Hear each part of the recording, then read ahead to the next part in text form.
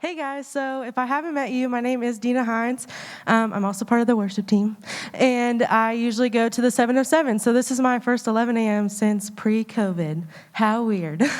But I've been a part of NLCF since my freshman year, and I'm a master's student now, so a long time. And I am going to read off of this paper because if you know me, you know that I love going off on tangents. So I have to focus because I only have 5 minutes.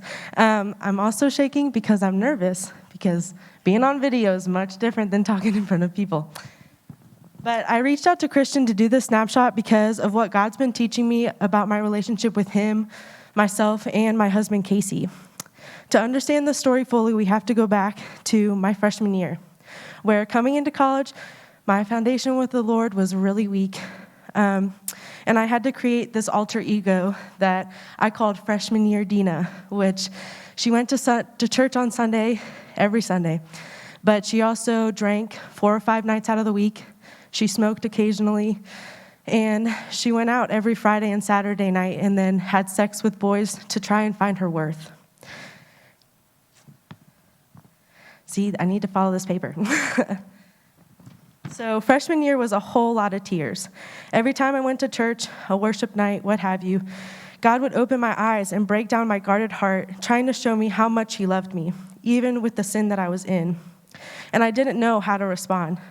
Every time I just ended up weeping, and with everything that evil was trying to tell me, I just felt like I couldn't be forgiven for what I was doing.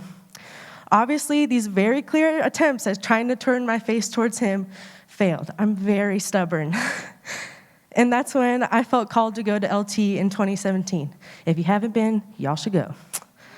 There I got to know my now husband, Casey Hines. We were housekeepers together in the building Bayview.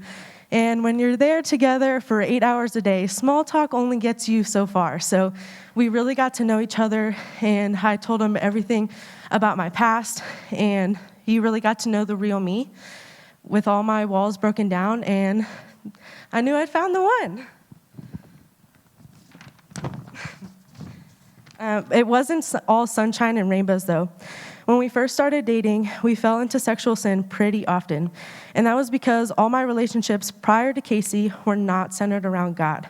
In order for me to have confidence in my relationship with a boy and feel worthy of love, I felt the need to prove myself and be sexually active.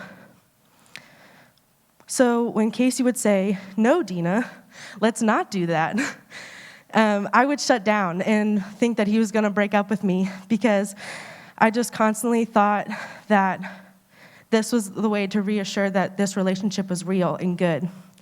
It took some time, and we had to bring mentors and friends for accountability to finally realize that what he was doing was respectful to me and to keep God at the core of our relationship. We still weren't always perfect, but Casey and I's ability to step away from the need to be sexually active gave space for Jesus to do something amazing. I got to know Casey on a much deeper level. I got to know myself on a deeper level, and Jesus showed me how much he loves me apart from anyone, including Casey. Jesus is the one that fills my cup, gives me ultimate comfort and peace of the future of my life. Now, when Casey and I got married this past April, even during COVID, that was the first time that I had sex in almost 3 years. Being on the other side of my struggle with sexual sin, it was definitely worth it in the end. I can say that with 100% confidence. The Lord made me new, redeeming my past tenfold, giving me a husband who respects my boundaries, a clearer understanding of self-control, and the importance of knowing my worth is not in my body and what it can do. So I'm going to leave you with a piece of advice.